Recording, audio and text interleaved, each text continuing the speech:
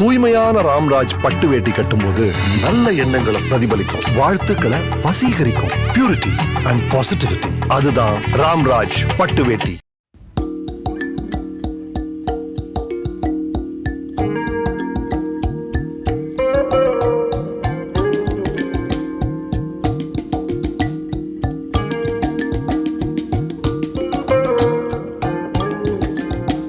விடியற்காலையில் பெண்கள் போடும் விதவிதமான வண்ண கோலங்களும் வயதானவர்கள் முதல் வாண்டுகள் வரை பாடிக்கொண்டு வரும் வீதி உலா பஜனையும் தான்.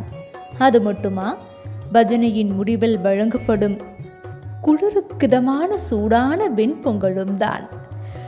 மாதங்களில் நான் மார்கழியாக இருப்பேன் என்று கிருஷ்ண பரமாத்மா அருளியுள்ளார். சிறு பிள்ளைகள் கூட சோம்பல் இல்லாமல் வரவேண்டும் என்று உற்சாகப்படுத்த கோயில்களில் பொங்கல், சுண்டல் எல்லாம் தருவதுண்டு. மார்கழி மாத வழிபாட்டிற்கு மட்டும் ஏன் இந்த தனி சிறப்பு? அறிவியல் காரணமும் இதற்கு உண்டு. மார்கழி மாதத்தில் அதிகாலை நேரத்தில் காற்று மண்டலத்தில் ஓசோன் மிக அதிகமாக கிடைக்கிறது. இந்த ஓசோன் படலம்தான் சூரியனிடமிருந்து வருகின்ற அல்ட்ரா வயலட் ரேஸ் என்று சொல்லப்படுகின்ற கேடு விளைவிக்கின்ற புற ஊதாக்கதிர்களை உறிஞ்சி உயிரினங்கள் அழியாமல் பாதுகாக்கிறது. மார்கழி மாத அதிகாலைகளில் சூரியனின் உதயத்திற்கு முன்பாக அதிகமாக கிடைக்கும் இந்த ஓசோனுக்கு வீரியம் அதிகம். இதை சுவாசிப்பதால் நம் உடலில் உள்ள இரத்தம் விரைவாக சுத்தமடைகிறது. நரம்பு மண்டலத்தை துடிப்பாக வைத்துக் கொள்ள முடிகிறது. அதனால் நினைவாற்றல் பெருகுகிறது. ஓசோன் நிறைந்த மார்கழி மாத காற்று தோலுக்கும் வெள்ளை சிகப்பு உயிரணுக்களுக்கும் புற்றுநோய் தீர்வுக்கும் கூட மிகவும் உதவியாக இருப்பதாக கூறுகிறார்கள். ஓசோன் படலமானது பூமிக்கு மிக அருகில் இம்மாதத்தில் உள்ளது. இம்மாதத்தில் மேற்கொள்ளப்படும் அதிகாலை இறை வழிபாடு பற்றி மாணிக்க வாசகர் திருவெண்பாவையிலும் ஆண்டாள் நாச்சியார் திருப்பாவையிலும் போற்றியுள்ளார். ஆண்டாள் நோன்பு இருந்து அரங்கனை அடைந்தது இந்த மாதம்தான். மணிவாசகர் சிவனை மக்கள் நோன்பு இருந்தடைய அறிவுறுத்தியதும் இந்த மாதத்தில் விரதமிருந்துதான். மார்கழியில் அதிகாலை வழிபாட்டில் கோவில்களில் வேதங்களுக்கு பதிலாக திருப்பாவை, திருவெம்பாவை, திருப்பள்ளி எழுச்சி, ஆழ்வார் பாசுரங்கள் பாடப்படுகின்றன.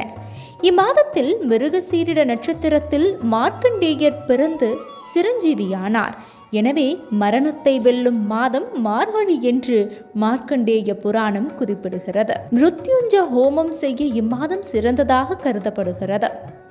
அகத்திய முனிவர் பிறந்தது மார்கழி மாதம் ஆயில்ய நட்சத்திரத்தில். 4 யுகம் 48 நாட்கள் வாழ்ந்திருக்கிறார். இம்மாதத்தில் திருவாதிரை, வைகுண்ட ஏகாதசி, அனும ஜெயந்தி, தத்தாத்ரேயர் ஜெயந்தி, பாவை நோன்பு, திருவெம்பாவை நோன்பு, படி உற்சவம் போன்ற விழாக்கள், பண்டிகைகள், விரத முறைகள் பின்பற்றப்படுகின்றன.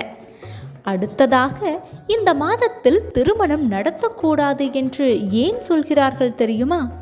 அந்த சந்தேகம் நமக்கு வந்தே தீரும் இல்லையா? இந்த மார்கழி மாதத்தில் உயிர் உருவாகும் தன்மை இல்லாத காரணத்தினால் இந்த மாதத்தில் திருமணம் நடத்தப்படுவதில்லை. இந்த மாதத்தில் விதை விதைத்தால் கூட அது முளைத்து வராது. இதனால்தான் நம் முன்னோர் இந்த மாதத்தில் திருமணத்தை வைக்கக்கூடாது என்கிறார்கள். கோலம் போட முடியும். மார்கழி மாதத்தில் கோலங்கள் இடப்படாத இல்லங்களில் கூட கோலமிட்டு நடுவில் பசுஞ்சான உருண்டையை வைத்து அதில் பரங்கிப்பூவினை வைப்பார்கள். பூக்கள் அதிகமாக பூக்காத இடங்களில் பரங்கிப்பூவிற்கு பதிலாக ஒரு பூசணிக்காய் பூவையாவது வைப்பதற்கு முயல்வார்கள். இப்பழக்கம் பாண்டவர்கள் காலத்தில் தோன்றியதாக கூறப்படுகிறது. மார்கழி மாதத்தில் பாரத போர் நடந்தபோது பாண்டவர்கள் வீட்டையும் அவர்களை சார்ந்த போர் வீரர்களின் வீட்டையும் அடையாளம் தெரிந்து கொள்வதற்காக அவர்கள் வீட்டு வாசலை சாணத்தால் மெழுகி கோலமிட்டு ஊமத்தம்பூ வைப்பதற்கு ஏற்பாடு செய்தார் வியாசர். அந்த அடையாளத்தை கண்டு அவர்கள் வீட்டிற்கு தகுந்த பாதுகாப்பை பகவான் கிருஷ்ணர் அளித்தார் என்று கூறப்படுகிறது. அன்று முதல் கோலத்தின் நடுவில் பூ வைக்கும் பழக்கம் தொடர்கிறது. தங்கள் வீட்டில் திருமண வயதுடைய பெண் இருக்கிறாள் என்பதை தெரிவிக்கும் அடையாளமாக பூ வைக்கப்பட்டதாகவும் சங்க இலக்கியங்களில் சொல்லப்பட்டுள்ளது. அதுபோலவே மார்கழி மாதத்தில் பல பிரதான நிகழ்வுகளும் நடந்துள்ளன. மகாபாரத யுத்தம் மார்கழி மாதத்தில் நடைபெற்றதாக இதிகாசம் கூறுகிறது. திருப்பார்கடல் கடையப்பட்ட போது முதலில் விஷம் எழுந்ததும் சிவன் அதனை உண்டு உலக மக்கள் அனைவரையும் காப்பாற்றியதும் இதே மார்கழி மாதத்தில்தான். இந்திரனால் பெருமழை வெள்ளம் உருவாக்கப்பட்டு கோகுலத்தில் அனைவரும் துன்பப்பட்ட போது கோவர்ணகிரி மலையை கிருஷ்ணர் குடையாக பிடித்து மக்களை காப்பாற்றியதும் இந்த மார்கழி மாதத்தில்தான். மார்கழி மாதத்தை பீடை மாதம் என்று கூறுவது தவறு. பீடு உடைய மாதம் என்றால் செல்வச் செழிப்பும் பெருமைகளும் நிறைந்த மாதம் என்பதாகும். நாளடைவில் பீடு மருவி பீடையாயிற்று. மார்கழி மாதத்தை மார்க்க சீர்ஷம் என்று வடமொழியில் சொல்வார்கள். மார்க்கம் என்றால் வழி, சீர்ஷம் என்றால் உயர்ந்த வழிகளுக்குள் தலை சிறந்தது என்பது பொருள். இறைவனை அடையும் உயர்வழியே சரணாகதி. ஜோதிட சாஸ்திரத்தில் மார்கழி மாதம் தனூர் மாதம் என்று அழைக்கப்படுகிறது. ஆன்மீகத்தை வலியுறுத்தும் இந்த ஆனந்த மார்கழியில் வாயிலார் நாயனார், மானக்கஞ்சார நாயனார், சாக்கிய நாயனார், சடைய நாயனார், இயற்பகை நாயனார் என நாயன்மார்களும் ஆழ்வார்களில் தொண்டரடி பொடி ஆழ்வாரும் தோன்றி பெருமை கொண்டார்கள்.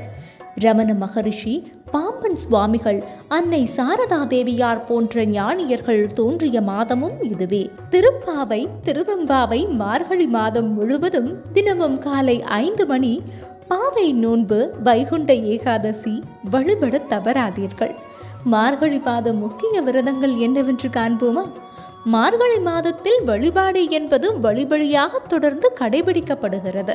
அந்த வகையில் மார்கழி மாத நோன்பு என்பது மிகவும் சிறப்பு வாய்ந்தது. மார்கழி மாதத்தில் விரதம் இருந்து விஷ்ணுவை வழிபட்டால் தோஷங்கள் நீங்கி செல்வ செழிப்புடன் வாழலாம்.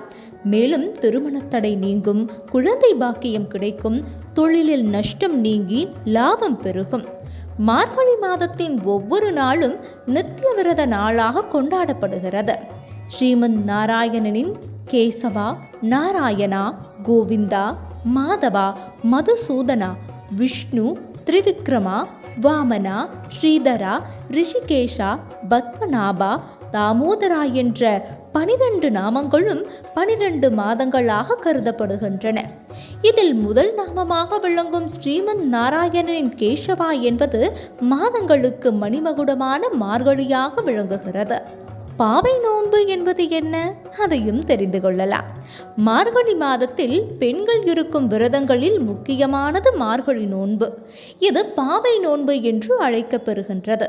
பாவை நோன்பு காலத்தில் ஆண்டாள் இயற்றிய திருப்பாவை, நாச்சியார் திருமொழி மற்றும் ஆழ்வார்கள் பாசுரங்கங்களை பாடி மகிழ்ந்து விரதத்தை கடைபிடிப்பார்கள்.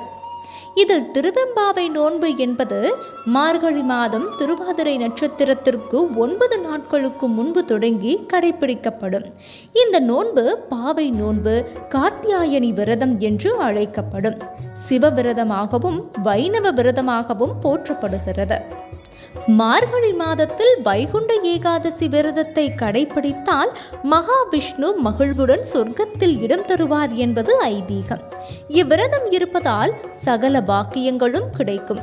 கல்வி, பதவி, புத்திர பாக்கியம் கிட்டும். நம் விருப்பங்கள் அனைத்தும் நிறைவேறும். பாவம் விலகும். மறுமையில் சொர்க்கம் கிட்டும்.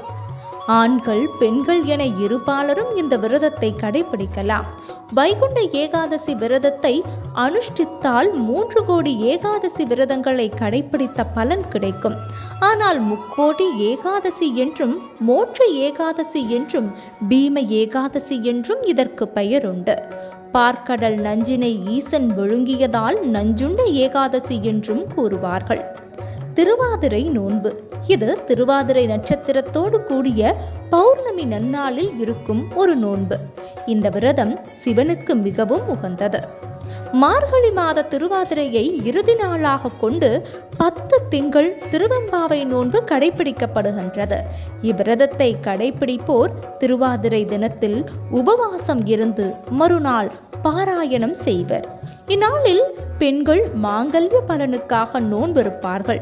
திருவாதிரை நட்சத்திரமன்று புது மாங்கல்ய சரடு மாற்றிக்கொள்வார்கள். இந்த மாண்புமிகு மார்கழி மாதத்தில் ஆண்டவனை மனமார துதித்து மகிழ்ச்சியான வாழ்வினை மேற்கொள்வோம். ஆண்டாளை தரிசித்து மனமார துதித்து மகிழ்ச்சியான வாழ்வினை மேற்கொள்வோம். தூய்மையான ராம்ராஜ் பட்டு வேட்டி கட்டும்போது நல்ல எண்ணங்களை பிரதிபலிக்கும், வாழ்த்துக்களை வசீகரிக்கும். பியூரிட்டி அண்ட் பாசிட்டிவிட்டி, அதுதான் ராம்ராஜ் பட்டு வேட்டி.